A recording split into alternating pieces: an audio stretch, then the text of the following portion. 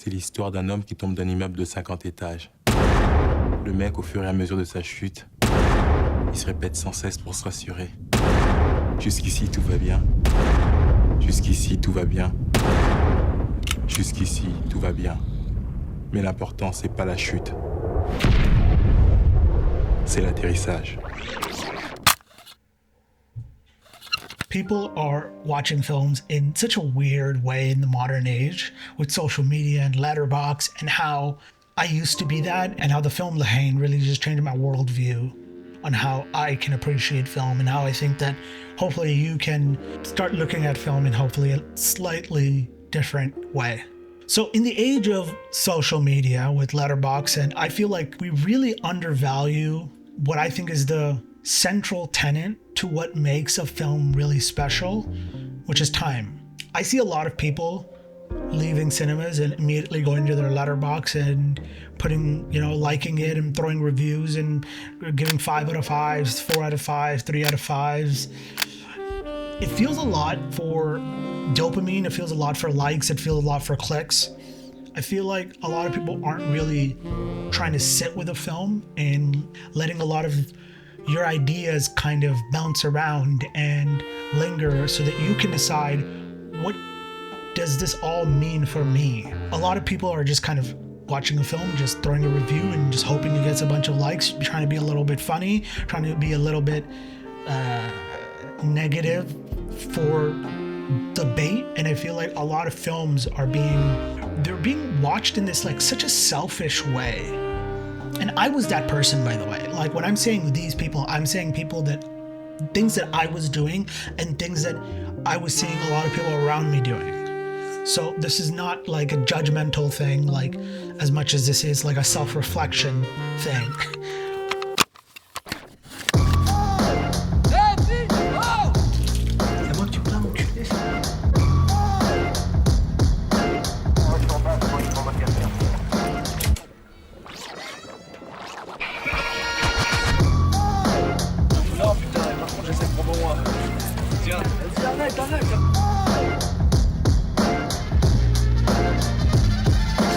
Il y a 2 jours, il avait sévèrement blessé un jeune de la cité pendant une garde à vue. Comment il est mortel en vérité, putain. Et alors, qu'est-ce qu'ils vont faire?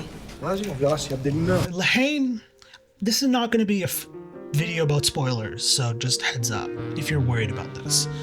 But La Haine is a film that I watched it, I thought it was really good, that it was actually excellent. But as I sat with it more and more, some films came in and initially were the same level, but they went by. And there are films that I'm like, yeah, I watched it, but I wouldn't be able to tell you too much about it. But La Haine was a film that really just sat with me for years. And it's been years since I've watched it, and I'm telling you, that film, the appreciation of mine as the years went on has been growing exponentially more and more. To the point where, I think a while back I was trying to create like a list, like my favorite films, like films that I think that if I was to be like, hey, go watch films, like this is my list, and it would keep rising in my head through the years of like, yeah, La Haine should definitely be higher up. No, La Haine should definitely be higher up. And actually, I was actually looking at it a while back, and I'm like, there's films that are on this list because I haven't touched that list in a long time. And I'm like, I don't even remember this film. Like, why is this even here? And I think that's the one part about film that I think is so interesting, is that there's films that might have been divisive when they came out, but are now like regarded as like some of the best films ever. Like I remember Interstellar had a lot of critical division, but now I think if you talk to most critics will say like it's an incredible film. That division is going to be so underplayed, but I think part of that is time. Part of that is the ability for Interstellar to, where it hits, it really hits. And that stuff is some of the most memorable stuff you'll get in any kind of film, especially in a science fiction space kind of film. So what do you kind of do with all this? I think that there's a lot of like dopamine chasing in most things. And I think that you're just doing yourself such a disservice, because there's some artists out there that are making films that are absolutely genius, and you're entering the room with this desire to come up with something that's gonna get you likes and that's gonna get you follows, and people are gonna, and you're making it all about you in the sense of attention seeking, versus if you take a step back and let the filmmaker talk to you through his art, you can really be moved. I think there's a lot of films that have really changed my life.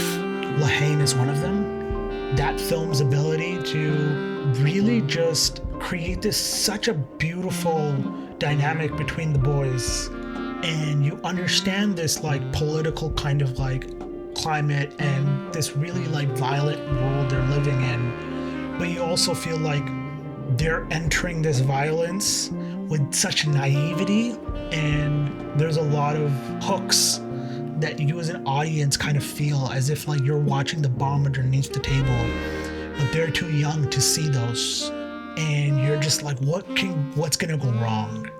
And the way it balances the naivety and the youth and the connection between them is something you're just like, oh, it's so good. It's a film that I think if you haven't seen it, please do yourself the pleasure and watch that film. You might even not like it, but I promise you'll be moved by it. At least I was. Just a heads up. So what we're doing is on YouTube and on Instagram and on TikTok, I'm doing this series called Lessons I Learned While I Made My Feature Film, Midnight Dreamers. So I'm gonna be continuously doing that. I think I have like 20 or 30 lessons, so it's like shorts every single day.